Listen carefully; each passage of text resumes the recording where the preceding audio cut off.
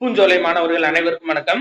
இன்னைக்கு 12th பாலிட்டியில 8வது lesson தான் திட்டமிடுதலும் வளர்ச்சி அரசியலும். இது ரொம்ப ஒரு முக்கியமான லெசன். இந்த லெசன்ல எதை பத்தி பார்க்க போறோம் அப்படின்னா, சுதந்திர போராட்டம் அப்படின்றது ஒரு பக்கம் போயிட்டு இருந்தாலும் இந்தியாவோட பொருளாதார முன்னேற்றத்துக்குன்னு ஒரு சில நடவடிக்கைகள் தொடர்ச்சியா எடுக்கப்பட்டிருக்கு. அதுதான் பாத்தீங்க அப்படின்னா திட்டமிடலும் வளர்ச்சி அரசியலும் அப்படின்ற பாடத்துல நம்மளுக்கு கொடுத்திருப்பாங்க. சரியா? சரி, ரைட். ஃபர்ஸ்ட் பாருங்க, இதுல நம்ம எக்ஸாம் பாயிண்ட் ஆஃப் வியூல மட்டும் பார்ப்போம். சரியா? நவீன அரசு என்பது மக்கள் நல செயல்பாடுகளை நோக்கமாக கொண்டது. இது ரொம்ப முக்கியமான பாயிண்ட். சரியாப்பா? நவீன அரசு அப்படின்றது என்னன்னா, அதோட பேஸே மக்கள் நல செயல்பாடுகள் தான். சரியா? அந்த காலத்துல ஆனா அரசுகள் அப்படின்றது காவல் அரசுகளாக மட்டும்தான் இருந்துச்சு. சரியாப்பா? மக்கள் நல செயல்பாடுன்றது கம்மியாகும்.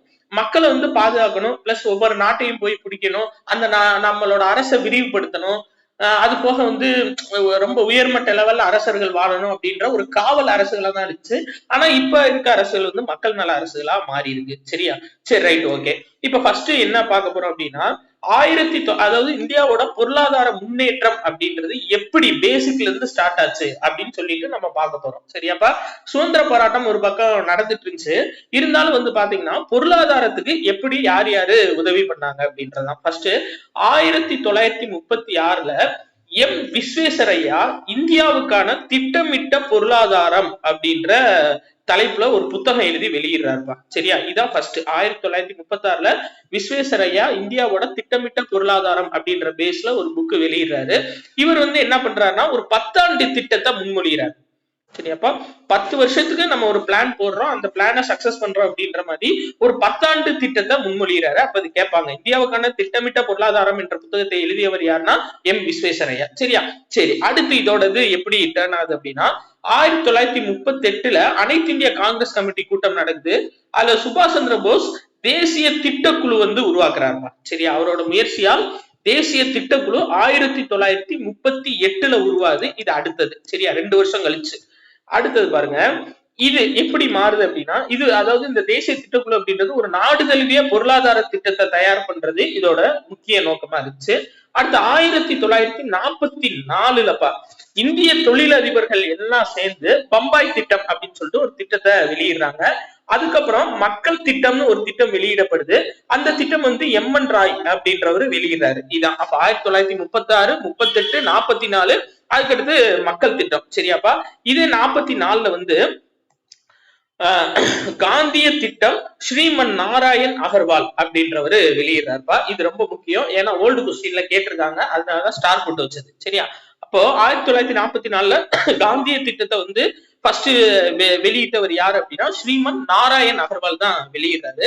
அதே மாதிரி 1950ல சர்வோதய திட்டம் அப்படின்ற திட்டம் முன்மொழியப்படுது. இதுதான் இதுல மெயினா நம்ம பார்க்க வேண்டியது. இந்த பம்பாய் திட்டம் 12th புக்ல 44ன்னு கொடுத்திருக்காங்க. ஆனா 10th புக்ல 1940ன்னு கொடுத்திருப்பாங்கப்பா. இப்ப கேட்ட குரூப் 4ல அந்த சரியானதை தேர்ந்தெடு அந்த மாதிரிதான் கேட்டிருந்தாங்க. அதை 1940 பேஸ் பண்ணி தான் கேட்டிருக்காங்க. பட் நம்ம வேற வழி இல்ல, ரெண்டையுமே படிச்சு வச்சுக்கிருவோம்ப்பா. 44 படிச்சு வச்சுக்கிறோம், 40 படிச்சு வச்சுக்கிறோம். நம்ம சூழ்நிலைக்கு தந்து அங்க யூஸ் பண்ணிக்கிற வேண்டியதான். சரியா? Right, okay. அடுத்தது பாருங்கப்பா, விடுதலைக்கு பின்பான திட்டமிடல். விடுதலைக்கு அப்புறம் இந்தியா எப்படி திட்டமிட்டாங்க அப்படின்னு பார்க்க போறோம். ஃபர்ஸ்ட், சமூக பொருளாதார நீதியை உறுதிப்படுத்தும் வண்ணம் அரசியலமைப்பு பிரிவு 4 அரசு கொள்கை வழிகாட்டு நெறிமுறைகள் இணைக்கப்பட்டது. அப்ப இது ரொம்ப முக்கியமான பாயிண்ட். இந்த பாயிண்ட் சரியா? என்னன்னா, சமூக நீதியை உறுதிப்படுத்துறவன்னா எந்த பிரிவு இருக்கு அரசியலமைப்புல அப்படின்னா பிரிவு 4 டிபிஎஸ்பி தான்ப்பா சொல்றாங்க. சரியா? ஏன்னா அந்த சமூக நலத்திட்டம், அதாவது இப்ப இந்த யூனிஃபார்ம் சிவில் கோடு, அது போக அதாவது சரியான நேரத்துல வேலை, ஆண் பெண் சம வேலை வாய்ப்பு, இது எல்லாமே எதுல வரும் அப்படின்னா நம்மளுக்கு அதாவது பேசிக்கா ஒரு குடிமகன் வாழணும் அப்படின்னா அவங்களுக்கு ஒரு வேலை ஏற்படுத்தி கொடுக்கணும் அப்படின்றது அரசோட கடமை. இலவச சட்ட உதவி, அப்ப சமூக பொருளாதார நீதி எல்லாமே டிபிஎஸ்பில தான் நம்மளுக்கு வந்துடும். சரியா? அத ரொம்ப முக்கியமா படிச்சு வச்சுக்கங்க. சரியாப்பா? அடுத்து, இந்திய அரசு நாட்டின் வருவாயும் தனிநபர் வருவாயும் உயரும் பொருட்டு அதிகரிக்கும் வகையில் உற்பத்தியை பெருக்குவதை நோக்கமாக கொண்டு திட்ட ஆணையம் உருவாக்குறாங்க. ஃபர்ஸ்ட். சரியாப்பா? உற்பத்தியை இன்க்ரீஸ் பண்ணணும்ன்றதுக்காக திட்ட ஆணையம் உருவாக்கப்படுது. இதுல பாருங்க, இந்திய திட்ட ஆணையம். இப்ப ஹெட்டிங் பார்ப்போம். சரியா? சரி, இப்ப இந்திய திட்ட ஆணையம் 1950 மார்ச்ல உருவாக்குறாங்கப்பா. இதை உருவாக்குனவர் யாருன்னா அப்போதைய பிரதமர் பண்டித ஜவஹர்லால் நேரு. திட்ட ஆணையம் 1950 உருவாக்கப்படுது. மார்ச் மாசத்துல பண்டிட் ஜவஹர்லால் நேரு அவர் தலைமையில வந்து இந்த திட்ட ஆணையத்தை உருவாக்குறாங்க. சரியா? சரி, ரைட். இப்ப பாருங்க, திட்ட ஆணையத்தோட பணிகள் அப்படின்னு சொல்லிட்டு கொடுத்திருப்பாங்க. எதிர்கால வளர்ச்சிக்கு தேவையான மூல வளங்களை மதிப்பீடு செய்வது திட்ட ஆணையத்தின் பணியாகும். இன்னொன்னு, இந்த வளர்ச்சிக்கு இடையூறாக இருக்கும் சூழ்நிலைகளை அடையாளம் காண வேண்டியது திட்ட ஆணையத்தின் பொறுப்பு. இது ரொம்ப முக்கியம்பா. எந்தெந்த இதெல்லாம் வந்து வளர்ச்சிக்கு இடையூறா இருக்கோ அது எல்லாத்தையுமே நீக்கிட்டு இந்தியாவோட பொருளாதார வளர்ச்சிக்கு என்னென்ன செயல்பாடுகள் கொடுக்கலாம் அப்படின்றத கொண்டு வரதான் இந்த திட்ட ஆணையத்தோட ஒரு முக்கிய பணி. அடுத்தது இதோட பணி வேற என்னன்னு சொல்லி பாத்தீங்கன்னா, திட்ட செயல்பாடுகள் உரிய கால இடைவெளியில் மதிப்பீடு செய்யப்பட வேண்டும். இதன் மூலம் உரிய திட்டங்கள் வகுக்கப்பட்டு திட்டங்கள் நடைமுறைப்படுத்தப்படுகின்றன. சரியான டயத்துல இத வந்து அதாவது ஒவ்வொரு திட்டமும் தயாரிக்கப்படணும் அப்படின்னு சொல்லி கொடுத்திருக்காங்க. சரியா? அடுத்து இந்த அதாவது மத்திய மாநில அரசுகள் வகுக்கும் வகையில் செயல் திட்டங்களை மத்திய மாநில அரசுகள் வகுக்கும் வகையில ஆலோசகரா திட்ட ஆணையம் இயங்குகிறது. எந்தெந்த திட்டத்தை எப்படி எப்படி வகுக்கணும்ன்ற ஒரு ஆலோசனை தர்றது திட்ட ஆணையத்தோட முக்கிய நோக்கம். பொருளாதார வளர்ச்சி விகிதத்தை வரையறை செய்வதும் திட்ட ஆணையத்தோட பணி அப்படின்னு சொல்லி சொல்றாங்க. சரியா? இதுல நிறுவனமும் அமைப்பும் இது கொடுத்திருக்காங்கல்ல. திட்ட ஆணையத்துல பிரதமர் 4 முழுநேர உறுப்பினர்கள் இருப்பாங்க. சரியாப்பா? ஒரு பிரதமர் பிளஸ் 4 முழுநேர உறுப்பினர்கள் இந்த திட்ட ஆணையத்துல இருப்பாங்க. திட்ட ஆணையத்தின் தலைமை பொறுப்பை பிரதமர் ஏற்று ஆணைய பணிகள் சுமூகமாக நடைபெற ஒத்துழைக்கிறார். சரியா? திட்ட ஆணையத்தோட தலைமை பொறுப்பு அப்ப யார்கிட்ட இருக்கும் அப்படின்னா பிரதமர்கிட்ட இருக்கும். பிரதமர் உட்பட 4 பேர். சரியாப்பா? இது மட்டும் போதும். இந்த நிர்வாக சீர்திருத்த ஆணையம் ஒரு சிலது சொல்லியிருப்பாங்க, அது தலைமையில இவங்க பதவி ஏற்றிருப்பாங்க, இதெல்லாம் வேணாம். நம்ம நேர எக்ஸாம் பாயிண்ட் ஆஃப் வியூல வந்துடும். சரியாப்பா? சரி. கூட்டு பொறுப்பு என்னும் நெறியின் கீழ் திட்ட ஆணையம் இயங்குகிறது. இதுல மொத்தம் பிரிவுகள் 3 பிரிவுகள் இருக்குப்பா திட்ட ஆணையத்துல. என்ன அப்படின்னா பொதுப்பிரிவு, பொருள் பிரிவு, நிர்வாக பிரிவு. சரியாப்பா? இந்த 3 பிரிவோட கூட்டு பொறுப்புல தான் திட்ட ஆணையம் அப்படின்றது இயங்குது அப்படின்னு சொல்லி சொல்லியிருப்பாங்க. உணவு, வேளாண்மை, மின்சாரம், நீர்ப்பாசனம் போன்ற போக்குவரத்து தனிப்பட்ட துறைகள் பொருள் பிரிவின் கீழ் அதை இந்தந்த பிரிவுன்னு கொடுத்துருப்பாங்க. அது நம்மளுக்கு தேவையில்லை. சரியாப்பா? அடுத்து நம்ம நேரம் எங்க வந்தோம்னா தேசிய திட்ட குழு. இப்போ இவங்க என்ன சொல்லியிருப்பாங்க, இங்க வந்துப்பா வேறு சில பிரிவுகளும் நிறைய இருக்குன்னு சொல்லியிருப்பாங்க. அதாவது திட்ட ஆணையத்தை விட்டுட்டு வேறு சில பிரிவுகள் இருக்குன்னு சொல்லியிருப்பாங்க. அதுல முதல் பிரிவு எது அப்படின்னா தேசிய திட்டக்குழு. 4வது ஐந்தாண்டு திட்ட காலத்துல 1965 தேசிய திட்டக்குழு வந்து அமைக்கிறாங்க. அறிவியல்,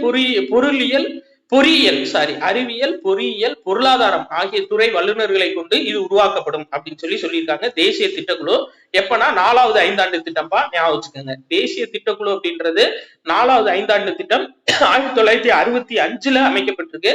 அறிவியல், பொறியியல், பொருளாதாரம். சரியாப்பா? சயின்ஸ், இன்ஜினியரிங், எக்கனாமிக்ஸ் இது 3 சேர்ந்த வல்லுநர்களை கொண்டு இது உருவாக்கப்பட்டிருக்கு. அடுத்தது பாருங்க, தேசிய வளர்ச்சி குழு. சரியா? தேசிய வளர்ச்சி குழு பிரதமர் தலைமையிலான தேசிய வளர்ச்சி குழுவில் அனைத்து முதலமைச்சர்களும் உறுப்பினர்களாக இருப்பாங்க அப்படின்னு சொல்லி கொடுத்திருக்காங்கப்பா.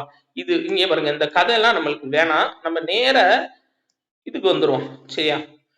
ஏன்னா இது ஃபுல்லா மெயின்ஸுக்கு நீங்க படிக்க வேண்டியது. ஃபுல்லா விரிவா எழுதுறதுக்காக படிக்கிறது தான் அந்த புக்கு. நம்ம பிரிலிம்ஸ்க்கு எக்ஸாம் பாயிண்ட் ஆஃப் வியூல நம்ம படிச்சிருவோம். சரியாப்பா? அது மெயின்ஸ் ரிட்டனுக்கு தான் நீங்க இது ஃபுல்லா படிக்கணும். சரி, ரைட்டு. வறுமை ஒழிப்பை நோக்கி அப்படின்றதுல நம்ம எக்ஸாம் பாயிண்ட் ஆஃப் வியூல என்ன அப்படின்னா, இந்தியா வந்து 4வது ஐந்தாண்டு திட்ட காலத்துல இருந்தே வறுமையை ஒழிக்கிறதுக்காக தொடர்ச்சியா முயற்சிகள் மேற்கொண்டு வர்றாங்க. 1970களின் தொடக்கத்தில் வறுமையை ஒழிப்போம் என்ற முழக்கம் தீவிரப்படுத்தப்பட்டது. ஆக்சுவலா 4வது ஐந்தாண்டு திட்டத்திலிருந்து இதை கொண்டு வந்திருப்பாங்க. 5வது ஐந்தாண்டு திட்டம், 6வது ஐந்தாண்டு திட்டம் நம்மளுக்கு முக்கியம்பா. அதாவது நம்ம எக்கனாமிக்ஸ் புக் எடுத்துக்கிட்டீங்கன்னா 6வது ஐந்தாண்டு திட்டத்துலதான் வறுமை ஒழிப்பு முக்கிய காரணமா கொண்டு வரப்பட்டுச்சுன்னு சொல்லியிருப்பாங்க. கரிபி ஹட்டாவோனா வறுமை ஒழிப்பு அப்படின்னு சொல்லிட்டு அர்த்தம். அதாவது அந்த கரீப் அப்படின்ற வார்த்தைக்கு வந்து ஏழை மக்கள் இல்ல வந்து ஒரு வறுமை கோட்டுக்கு கீழே இருக்க மக்கள் அப்படின்ற மாதிரி வார்த்தைகள் வரும். சரியா? ஏன்னா கரீப் ராத் அப்படின்னு சொல்லிட்டு ஒரு ட்ரெயின்லாம் இருக்கும். அந்த ட்ரெயின் வந்து குறைந்த காசுல மக்கள் ஏசில பயணிக்கணும் அப்படின்றதுக்காக உருவாக்கப்பட்டது அந்த கரீப் ராத். அப்ப ஏழை மக்களுக்கான ரதம் அப்படின்னு அதுக்கு அர்த்தம். சோ அதான் கரிபி ஹட்டாவோன்னு சொல்லுவாங்க. நம்ம புக்ல 6வது 5ஆண்டு திட்டத்துல கருவி கட்டாவும் சொல்லியிருப்பாங்க. ஆனா சென்ட்ரல் கவர்மெண்ட் எக்ஸாம்ஸ் எல்லாத்துலயுமே 5ல தான் இது கொண்டு வந்திருக்காங்க அப்படின்னு சொல்லி இருக்குப்பா. சோ ரயில்வே எஸ்எஸ்சி படிக்கிறவங்க நீங்க 5 ஞாபகம் வச்சுக்கோங்க. நம்ம டிஎன்பிஎஸ்சில கேட்டாங்கன்னா 6 தான் எழுதணும். இருந்தாலும் இந்த 6 அப்படின்றது ஆப்ஷன்ல இல்ல, அப்ப 5 தான்ப்பா கரெக்ட். நம்ம டிஎன்பிஎஸ்சிலயுமே ஒரு கொஸ்டின்ல கேட்டிருக்காங்க, 6 ஆப்ஷன்ல இல்லாம கேட்டிருக்காங்க, அப்ப 5ன்றதுதான் கரெக்ட். சரியா, ரெண்டையுமே நீங்க ஞாபகம் வச்சுக்க வேண்டியதான், வேற வழி இல்லப்பா. நம்ம ஸ்கூல் புக் டேட்டா. அடுத்து ஆனா அனைத்து 5ஆண்டு திட்டங்களும் எதற்காக முக்கியத்துவம் கொடுத்தனா வேலை வாய்ப்புக்கு முக்கியத்துவம் கொடுத்தன. சரியாப்பா, இது முக்கியம். அனைத்து 5ஆண்டு திட்டங்களும் எதற்காக முக்கியத்துவம் கொடுத்தனா பேசிக்கா வேலை வாய்ப்பு. அடுத்து அரசமைப்பின் உறுப்பு 38 கிளாஸ் 2 என்ன கூறுது அப்படின்னா, அரசு குறிப்பாக வருமானத்தில் நிலவும் ஏற்றத்தாழ்வுகளை குறைப்பதையும் நாட்டின் பல்வேறு பகுதிகளில் வாழும் மக்கள், அதாவது மெயின் என்னன்னா ஏற்றத்தாழ்வை குறைக்கணும். ஆர்டிகல் 38 கிளாஸ் 2 டிபிஎஸ்பில என்ன சொல்லுது அப்படின்னா, மக்கள் மத்தியில நிலவர ஏற்றத்தாழ்வை வந்து குறைக்கணும் அப்படின்னு சொல்லி சொல்லுது. அடுத்து அதாவது திட்டங்களை வகுப்போர் இப்பிரிவினை மனத்தில் கொண்டு திட்டங்களை வகுக்கணும் அப்படின்னு சொல்லி சொல்லியிருக்காங்க. ஏற்றத்தாழ்வுகளை குறைக்கிற மாதிரியான திட்டங்கள் தான் இருக்கணும் அப்படின்னு சொல்லி சொல்லியிருப்பாங்கப்பா. சரியா, சரி. அதே மாதிரி மனித கழிவுகளை மனிதரை அகற்றும் நிலை தொடர்வது அரசியல் அமைப்பு வழங்கியுள்ள உரிமைகளுக்கு எதிரானது. சரியா, அது ரொம்ப முக்கியமானதுப்பா. கடந்த 2011ஆம் ஆண்டே முக்கிய தீர்ப்பு வழங்கியுள்ளது. ஆனால் இன்றும் கூட இந்தியாவின் பல நகரங்களில் இந்நிலை நீடிக்கிறது. அதாவது தூய்மை பணியாளர்கள் இருக்காங்களப்பா, அவங்களோட பாதுகாப்பு உறுதி செய்யணும் அப்படின்னு சொல்லிட்டு 2011லயே உச்ச நீதிமன்றம் வந்து உத்தரவு போட்டிருப்பாங்க.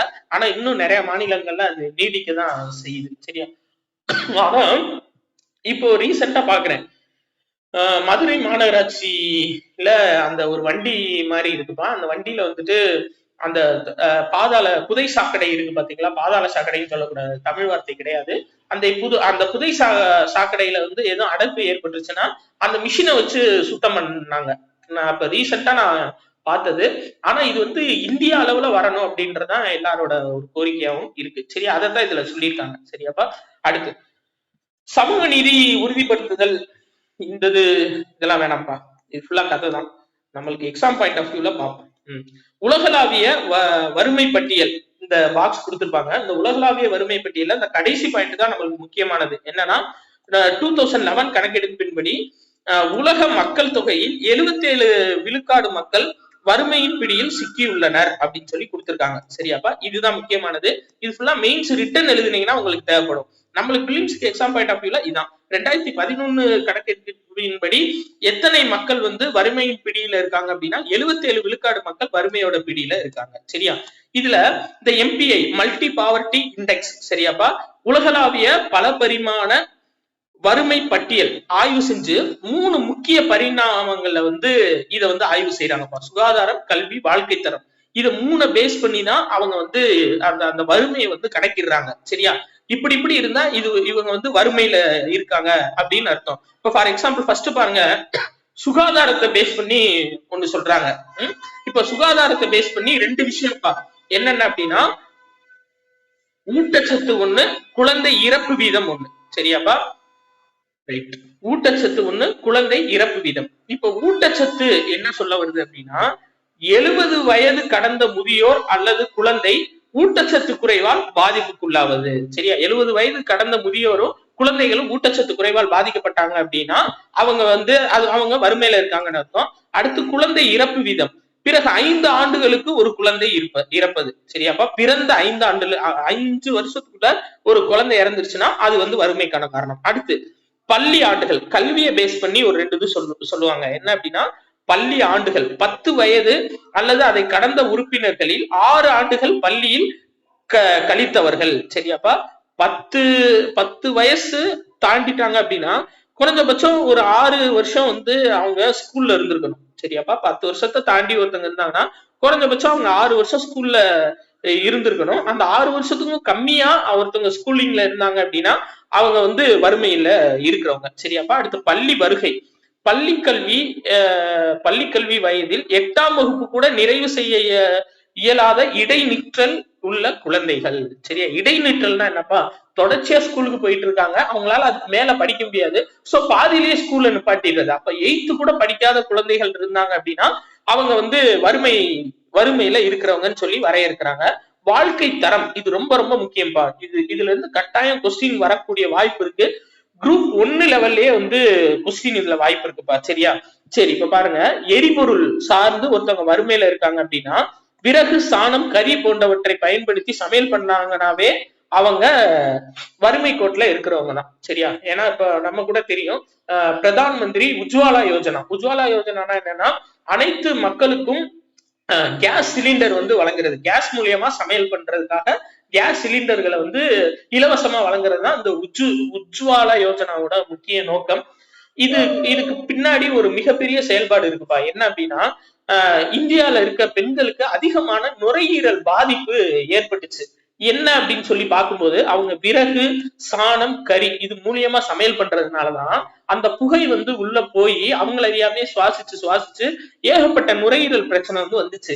இது எப்படி குறைக்கணும் அப்படின்னு சொல்லி பிளானிங் பண்ணும்போதுதான் இந்த கேஸ் அடுப்பு கொடுத்தாங்க அப்படின்னா இது மூலியமா நிறைய வந்து பெண்கள் இந்த பாதிப்புல இருந்து நீங்குவாங்க அப்படின்னு சொல்லிட்டு இது காங்கிரஸ் பீரியட்லயே வந்து இந்த பிளான் தயாரிக்கப்பட்டது. ஆனா அவங்களால செயல்படுத்த முடியல. அதை சக்சஸ்ஃபுல்லா இவங்க செயல்படுத்திட்டாங்க இப்ப இருக்க அரசு. சரியாப்பா? சோ அப்ப வந்து ஒருத்தவங்க விறகு, சாணம், கறி போன்றவற்றை பயன்படுத்தி சமையல் பண்ணாங்கன்னாவே அவங்க வறுமையில இருக்காங்கன்னு சொல்லிதான் அர்த்தம். அதே மாதிரி பொது சுகாதாரம்ப்பா. சரியா? பொது சுகாதாரம், அதாவது வளம் குன்றா வளர்ச்சி இலக்குகள் வழிகாட்டுதலின்படி சுற்றுப்பகுதியில் இருக்கும் அளவிற்கு மேம்பாடு இல்லாத நிலைமை. சரியாப்பா? சுகாதாரம் அப்படின்னா எல்லாமே நம்மளுக்கு பேசிக்கா வரும். அதாவது ஒரு வீட்டுல டாய்லெட் இல்ல அப்படின்னாவே அது சுகாதாரம், பொது சுகாதாரம் சார்ந்த விஷயம்தான். சரிங்களா? ஒருவேளை அப்படி டாய்லெட் பாத்ரூம் இருந்துச்சுனாலும் அது சரிவர பராமரிக்க முடியாம ஒரு சில நேரம் அவங்க வெளியில ஓப்பன் டெஃபிகேஷன் பயன்படுத்தினாங்க அப்படின்னா அது வந்து பொது சுகாதாரத்துக்கு கீழே தான் வரும். அவங்களும் வறுமை கோட்டுக்கு கீழே இருக்காங்க அப்படின்னு சொல்லிதான் அர்த்தம். அடுத்து குடிநீர்ப்பா. குடிநீர்ல என்ன சொல்றாங்க அப்படின்னா ஒருத்தவங்க குறைஞ்சபட்சம் குடிநீருக்காக 30 நிமிஷம் நடந்து போய் எடுக்கிற மாதிரி இருந்துச்சுனாவே அவங்களும் வறுமை கோட்டுக்கு கீழே இருக்கிறவங்க தான். அப்ப இது எல்லாமே வந்து ஒரு அரசு நிவர்த்தி பண்ணணும்னு சொல்லியிருப்பாங்க. அதே மாதிரி வீட்டு வசதி, இது நம்மளுக்கு தெரியுமா, முறையான கூரை, சுவர், தளம் இல்லாதது, இயற்கையாக கிடைக்கும் பொருள்களை கொண்டு தளங்களை அமைக்கிறது, இதெல்லாம் வறுமை கோட்டு கீழே இருக்கிறவங்க. அடுத்து உடைமைகள், வானொலி, தொலைக்காட்சி பெட்டி, கணினி, இருசக்கர வாகனம், இருசக்கர மோட்டார், ரெஃப்ரிஜிரேட்டர் போன்ற பொருட்கள், ஒன்றுக்கும் மேற்பட்ட பொருட்கள் வீட்டில் இல்லாதது. சரியா? இதுவும் வறுமை கோட்டுக்கு கீழே இருக்கிறவங்க தான். சொந்த கார் இல்லாதது அப்படின்னு சொல்லி கொடுத்துருக்காங்க. அப்ப எல்லாருமே வந்து வறுமை கோட்டு கீழே தான் இருப்போம் போல, முக்காவாசி பேர் இந்த வீடியோ பார்த்துட்டு முக்காவாசி பேர். சரியாப்பா? எல்லாரும் சொல்ல, ஆனா நம்ம பாஸ் பண்ணிட்டோம் அப்படின்னா நம்மளும் வறுமை கோட்டுக்கு மேல வந்துடலாம்ல. சரி, ரைட், ஓகே. அப்ப இதுதான்ப்பா மினிமம் ஒரு 2 பொருள். இப்ப உங்க கொடுத்துருக்கிறதுல மினிமம் ஒரு 2 பொருள் கூட ஒரு வீட்டுல இல்லாத பட்சத்துல அது வந்து வறுமை கோட்டுக்கு கீழே இருக்க வீடு அப்படின்னு சொல்லிட்டு சொல்றாங்க. சரியாப்பா? சரி, ரைட், ஓகே. அடுத்தது பாருங்க, மக்களாட்சி சமதர்மம் அப்படின்ற டாபிக் கீழே முக்கியமானது. இந்திய வளர்ச்சிக்கான திட்டமிடுதலின் சிற்பி யாருன்னா ஜவஹர்லால் நேரு. இது முக்கியமான பாயிண்ட். சரியா? இந்திய வளர்ச்சிக்கான திட்டமிடுதலின் சிற்பி யாரு அப்படின்னா ஜவஹர்லால் நேரு. அடுத்து பாருங்க, இவர் என்ன பண்ணியிருக்காரு அப்படின்னா சோவியத் யூனியன் பின்பற்றிய திட்டமிடல் முறையில் மட்டுமல்லாமல் முதலாளித்துவம், தாராளத்துவம் கொள்கையிலும் கவரப்பட்டிருந்தார் அப்படின்னு சொல்லி கொடுத்திருப்பாங்க. அப்போ நம்ம சோவியத் ரஷ்யாவை பேஸ் பண்ணி தான் நம்ம 5 திட்டமே கொண்டு வந்தோம். அதை தான் அவங்க சொல்லியிருக்காங்கப்பா. சரியா? அடுத்து கலப்பு பொருளாதாரம் அப்படின்ற டாபிக் கீழ நம்ம பார்க்க போறோம். ஒரு 1/2 மணி நேரம் நம்ம எவ்வளவு பார்க்க முடியுதோ பார்ப்போம்ப்பா. ஏன்னா இந்த லெசன் வந்து முக்கியமான ஒரு லெசன், எக்கனாமிக்ஸ் ஓரியன்டாவும் வரும். அதனால ஓரளவு நம்ம கொஞ்சம் பொறுமையா புரிஞ்சே படிச்சுட்டு போவோம். சரியா? சரி, இப்ப பாருங்க, 1956ஆம் ஆண்டு ஏப்ரல் மாதத்தில் தொழில் கொள்கை தீர்மானம் இந்திய நாடாளுமன்றத்தால் ஏற்கப்பட்டது. சரியா? முதல் தொழில் கொள்கை தீர்மானம் 1956ல ஏற்கப்பட்டுச்சு. 5 திட்டங்கள் வந்து கொண்டு வரப்பட்டன. இதுல மெயினா பார்க்க வேண்டியது என்னன்னா, அதாவது பொதுத்துறை நிறுவனங்களை வந்து முக்கியமான பிரிவுகளா பிரிச்சிருப்பாங்க. முதலாவது பிரிவு என்ன சொல்லி 3 பிரிவா பிரிச்சிருப்பாங்க, 1, 2, 3ன்னு சொல்லிட்டு. இந்த முதலாவது பிரிவு என்ன சொல்லுது அப்படின்னா முழுவதுமாக அரசுடைமையாக்கப்பட்ட தொழில்கள். இதான்ப்பா முக்கியம். சரியா? அதாவது இந்த தொழில் கொள்கை தீர்மானத்துல 3 பிரிவா பிரிச்சிருக்காங்க. அந்த முதல் பிரிவு என்ன சொல்றாங்க அப்படின்னா முழுவதும் அரசுடைமை ஆக்கப்பட்ட தொழில். 2வது பிரிவு என்ன சொல்றாங்கன்னா அரசுடைமை ஆக்கப்பட்ட போதிலும் பொதுத்துறை நிறுவனங்களும் உள்ளடக்கியது 2வது. சரியாப்பா? 3வது என்ன சொல்றாங்கன்னா தனியார் தொழில். இது 3 பிரிச்சிருக்காங்க. அப்ப ஃபர்ஸ்ட் 1 வந்து முழுசா அரசு தொழில், 2வது வந்து பொதுத்துறையும் உள்ள இருக்கிறது, மூணாவது வந்து தனியார் துறை நிறுவனங்களும் உள்ள இருக்கிறது. இதுதான்ப்பா இந்த 3 தொழில்கள். சரியா? சரி, ரைட்டு. இதுல பொதுத்துறை நிறுவனங்களோட செயல்பாடு என்ன அப்படின்னு சொல்லி பாத்தீங்கன்னா, அதாவது லாப நோக்கம் இல்லாதது. சரியா? அதாவது கிருஷ்ணமூர்த்தி அப்படின்னு சொல்லிட்டு சொல்லுவாங்கப்பா. இந்த கான்செப்ட் சொல்லிடுறேன், நீங்க அதுக்கப்புறம் மனப்பாடம் பண்றது எப்பனாலும் பண்ணிடலாம். ஆனா நம்ம புரிஞ்சு படிக்கணும் ஒரு சில விஷயம். கிருஷ்ணமூர்த்தி இவர்தான் பொதுத்துறை நிறுவனங்களின் தந்தை அப்படின்னு சொல்லிட்டு சொல்லுவாங்க. சரியா? கிருஷ்ணமூர்த்திய கிருஷ்ணமூர்த்தி எதுக்காக இப்படி சொல்றாங்க அப்படின்னா, அதாவது பொதுத்துறை நிறுவனங்கள்ல ஈற்ற லாபம் மக்கள் காசு மக்கள்கிட்டயே போகும்பா. இப்ப ஃபார் எக்ஸாம்பிள், அதாவது 2 இது வச்சுக்கிறோம், தனியார் துறை பொதுத்துறை வச்சுக்கிறோம்ப்பா. இப்போ ஒரு ஆவின் நிறுவனம் இருக்கு. ஆவின் வந்து பொதுத்துறை நிறுவனம், அரசால் நிர்வகிக்கப்படக்கூடிய லாபம் ஈட்டுறதுக்காக உருவாக்கப்பட்ட நிறுவனம் தான் ஆவின். சரியாவா? இப்போ ஆவின்ல வந்து 51 ஷேர் வந்து அரசு கிட்டையும் 49 ஷேர் வந்து மக்கள் கிட்டயும் இருக்கு. சரியாப்பா? மக்கள் அப்படின்னு நம்ம சொல்றது யாரு அப்படின்னா, பால் ஊத்துறாங்கல்லப்பா, ஆவின்காக பால் வந்து சப்ளை பண்றாங்கல்ல விவசாயிகள், அவங்க கிட்ட ஒரு 49 ஷேர்ஸும் இருக்கும். சரி, இப்போ ஒரு வருஷத்துல வந்து ஒரு வருஷத்துல 1 கோடி ரூபாய் ஒரு நிறுவனத்துக்கு, சரியாப்பா, ஆவின் நிறுவனத்துக்கு லாபம் வருது. இதுல 51 கோடி ரூபாய் அரசுக்கு போயிடும். இந்த 49 கோடி இருக்குல்லப்பா, 51 லட்சம் அரசுக்கு போயிடும். மிச்சம் இருக்க இந்த 49 லட்சம் யாரு? மக்கள் பணம். அப்ப இதை என்ன பண்ணுவாங்க அப்படின்னா, இந்த பால் ஊத்துனாங்கல்ல முகவர்கள், அவங்களுக்கு இந்த 49 லட்சத்தை பிரிச்சிருவாங்க. சரியாப்பா? எத்தனை பேர் இருக்காங்களோ அவங்களை டிவைட் பண்ணி வர்ற அமௌண்ட்டை உங்களுக்கு போனஸா கொடுத்துருவாங்க. சரியா? இதுதான் வந்து பொதுத்துறை நிறுவனத்தோட செயல்பாடு. இப்ப இந்த 51% லாபம் இருக்குல்லப்பா, இது யாருக்கு போகும்? இது மக்களுக்கு தான் போகும். ஏன்னா இது வந்து யாருக்கு போகுது? அரசுக்கு போகுது. அப்ப அரசு என்னப்பா பண்றாங்க? அதை வந்து மக்கள் நல திட்டத்துக்கு தான் செயல்படுத்துறாங்க. சோ இதான் பொதுத்துறை நிறுவனத்தோட ஒரு ஒரு முக்கிய செயல்பாடு. இதுவே வந்து ஒரு தனியார் துறை நிறுவனம் எடுத்துக்கிறோம். இப்ப ஃபார் எக்ஸாம்பிள், ஏதோ ஒரு தனியார் பால் இருக்குப்பா. சரியா? தனியார் பால் இருக்கு. இதே வந்து அவங்க ஒரு 50 லட்சம் ரூபாய், சரியா, அவங்க இது பண்றாங்க, ஒரு 50 லட்சம் ரூபாய் இன்வெஸ்ட்மெண்ட் பண்றாங்க. அதுல வந்து 50% 25 லட்சம் லாபம் கிடைக்குதுப்பா. சரியா? அப்ப இந்த 25 லட்சம் லாபமும் யாருக்கு போகும்னா, அந்த தனியார் முதலாளிக்கு தான் போகும். யார் பால் கம்பெனி வச்சிருக்காங்களோ. அப்போ அது தனியார் துறை அப்படின்றது ஒரு தனியார் கையில வந்துட்டு பணத்தை வந்து குவிக்கிறது தனியார் துறை. பொதுத்துறை அப்படின்றது வர்ற லாபத்தை மக்கள்கிட்டயே திரும்ப, மக்களோட நலன் மக்கள்கிட்டயே கொடுக்கறதுக்காக செயல்படுறதுதான் பொதுத்துறை நிறுவனம். சரியா? இதுதான் இது ரெண்டும் முக்கியமானது. சோ அப்ப வந்து இந்த இந்த ஐடியா வந்து கொடுத்தது யாரு அப்படின்னா, கிருஷ்ணமூர்த்தி, தமிழ்நாட்டை சேர்ந்த ஒரு IAS பிரிவு அதிகாரி அவரு. சரியா?